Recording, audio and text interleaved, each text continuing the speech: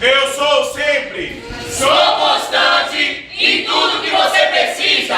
Conheça a tua aflição e o teu sofrimento. E o tempo da escravidão, opressão e humilhação vai passar. Porque eu sou o que sou. Eu sou o que sou, o Deus Criador. Eu sou poderoso, eu sou general de guerra. Eu sou o Deus poderoso, eu sou tremendo da guerra. Eu sou como um trovão.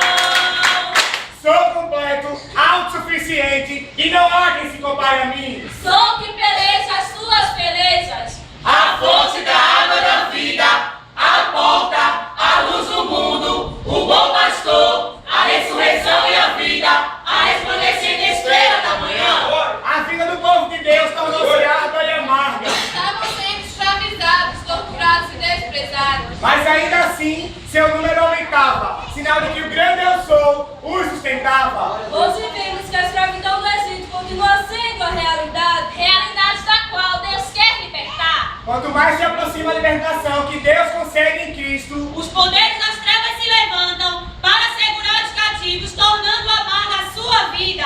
Senhor, nada está além do teu poder. Ajuda-nos a tornarmos instrumentos da tua libertação para todas as pessoas. Assim diz o Senhor, sou o livramento, o cabeça da igreja, o noivo que receberá a noiva ataviada pelo Espírito Santo. O Senhor da glória é o autor da vida. o Messias, o Verbo, o poder e sabedoria de Deus. O vil que alegra, rei dos reis, senhor de senhores. O santo, verdadeiro, aquele que tem a chave de Davi. Que abre e ninguém fecha, fecha e ninguém abre. Que era, é e há de vir. O primeiro e o último, o princípio e o fim. O oleiro que quebra o vaso, amassa o barro e faz vaso novo. Sou o vosso galardão. A esperança da glória. Sacerdote para sempre, segundo a ordem de Melquisedeque. De eternidade em eternidade, eu sou. Sou o que se inclina para ouvir a tua oração. Sou o princípio da criação. Aquele que tem os olhos como tocha de fogo. E os beijos como ladrão reluzente. O Deus que vê. Lírio dos vales,